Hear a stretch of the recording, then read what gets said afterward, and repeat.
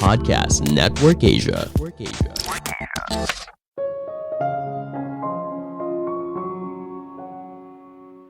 Memberi dan menerima hadiah itu ada seninya, agar hadiah yang kita berikan bisa cocok dengan orang lain dan si penerima tidak merasa terpaksa harus memasang muka bahagia ketika sebenarnya tidak suka dengan hadiah yang diberikan.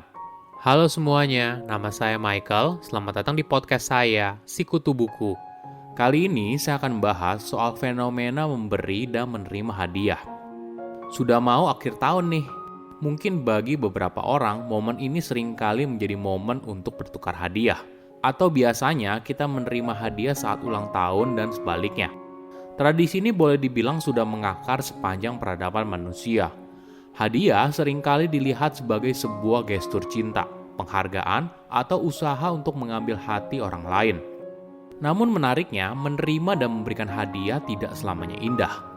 Kadang apa yang kita berikan tidak sesuai dengan apa yang diharapkan oleh si penerima. Di sisi lain, si penerima juga tidak bisa bilang tidak suka dan kadang harus berpura-pura bahagia saat menerima hadiah sebagai bentuk penghormatan. Apakah kita bisa memberikan dan menerima hadiah dengan lebih baik? Sebelum kita mulai, buat kalian yang mau support podcast ini agar terus berkarya, caranya gampang banget. Kalian cukup klik follow. Dukungan kalian membantu banget supaya kita bisa rutin posting dan bersama-sama belajar di podcast ini.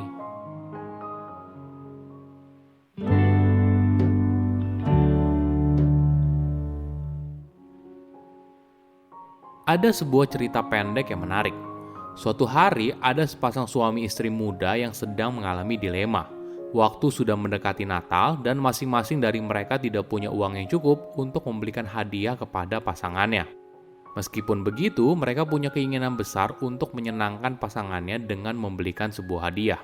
Akhirnya, sang istri menjual rambutnya yang panjang, lalu menggunakan uangnya untuk membelikan sang suami rantai yang indah untuk jam tangannya. Satu-satunya harta benda yang paling berharga yang dimiliki oleh sang suami. Sedangkan sang suami menjual jamnya untuk membelikan satu set sisir yang bagus untuk istrinya. Tentunya setiap hadiah yang diberikan berlawanan satu sama lain. Nah, apakah ada cara yang lebih baik? Ide menerima dan memberikan hadiah boleh dibilang sudah ada di sepanjang sejarah manusia. Selama berabad-abad, manusia menggunakan hadiah sebagai simbol untuk mengungkapkan rasa cinta, wujud kekaguman kepada orang lain, dan bahkan untuk memperoleh nilai positif dari orang lain. Di dunia yang ideal, kita bisa melihat apa yang orang lain pikirkan, lalu memberikan hadiah yang sesuai. Namun sayangnya, hadiah yang kita berikan belum tentu cocok dengan orang lain.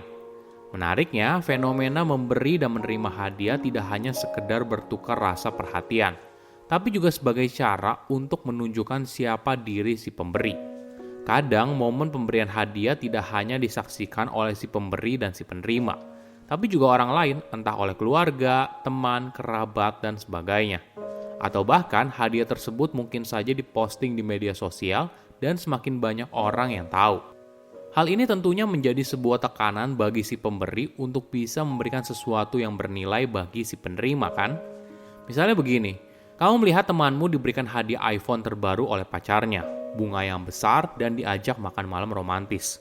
Tentunya hal ini bercerita banyak tentang siapa pacar temanmu kan?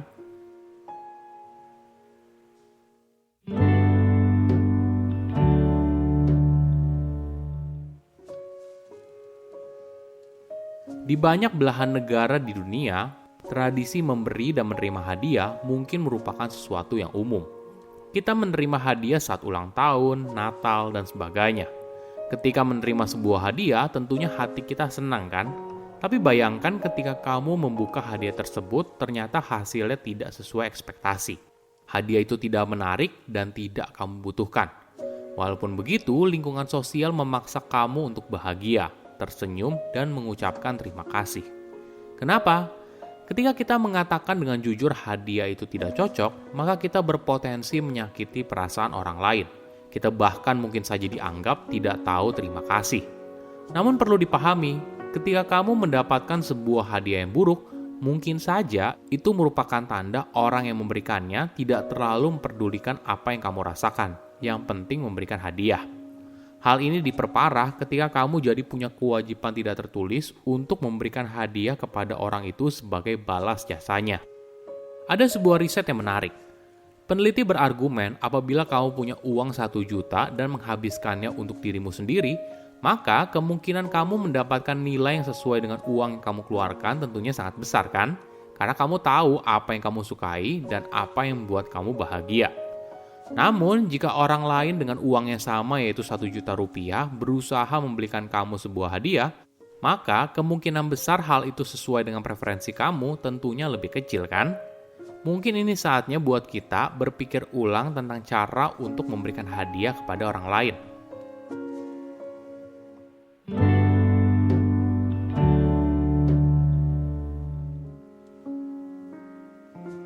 Penerima dan pemberi hadiah ternyata punya fokus yang berbeda. Bagi si pemberi hadiah, fokus utamanya adalah saat momen pemberian dan ketika hadiahnya dibuka. Kita tentunya menantikan ekspresi terkejut dan bahagia si penerima. Ini adalah wow factor yang ditunggu oleh si pemberi hadiah. Sebaliknya, si penerima mungkin tidak hanya berhenti sampai di situ. Fokusnya justru kepada apakah barang tersebut punya nilai atau manfaat di masa depan atau tidak. Nah, ada anggapan unsur kejutan sebuah hadiah merupakan hal yang penting kan? Kita menganggap kalau sebuah hadiah baru bernilai ketika kamu tidak mengharapkannya. Ternyata tidak juga. Ada sebuah istilah yang dikenal sebagai white elephant gift. Sebuah hadiah yang besar tapi justru dianggap sebagai beban. Alkisah ada seorang raja dari Siam, negara lama Thailand termasuk negara di sekelilingnya. Raja itu terkenal licik. Jadi, raja tersebut akan memberikan hadiah seekor gajah putih kepada seorang yang tidak disukai. Alhasil, si penerima terpaksa harus menghabiskan banyak uang demi memelihara hewan pemberian raja. Hingga akhirnya menghancurkan mereka secara finansial. Ada sebuah tips yang menarik. Seorang akademisi punya ritual rutin untuk memberi dan menerima hadiah. Jadi mereka punya dokumen online yang dibagikan di antara mereka berdua. Di dokumen itu berisi barang apa saja yang diinginkan oleh masing-masing pihak. Jadi ketika saatnya sang suami ingin membelikan sebuah hadiah ulang tahun untuk sang istri, dia bisa membuka dokumen online tersebut dan memilih dari daftar yang ada. Selain cara ini tentu saja membantu kita dalam memberikan hadiah kepada orang lain, tapi di sisi lain masih ada unsur kejutannya. Karena mereka tidak tahu kapan akan menerima barang tersebut. Jadi, kejutan itu bukan pada barangnya, tapi pada waktu barang tersebut akhirnya diterima. Sang suami bercerita kalau dia menerima hadiah terbaik beberapa tahun lalu, saat istrinya membelikan dia sebuah mesin kopi. Hadiah itu tentu saja sangat sesuai. Sang suami sudah menjelaskan secara detail apa yang diinginkan beserta tipe mesinnya. Alhasil, mesin itu juga jadi sangat bermanfaat karena digunakan setiap hari, bahkan beberapa kali dalam sehari untuk membuat kopi. Cara ini menurut saya merupakan sesuatu yang menarik. Hal ini menghindarkan kita dari memberikan hadiah yang salah, tapi di sisi lain kita masih bisa mendapatkan apa yang kita inginkan, yaitu wajah bahagia si penerima hadiah karena menerima hadiah yang memang dia suka. Saya undur diri, jangan lupa follow podcast Sikutu Buku. Bye-bye.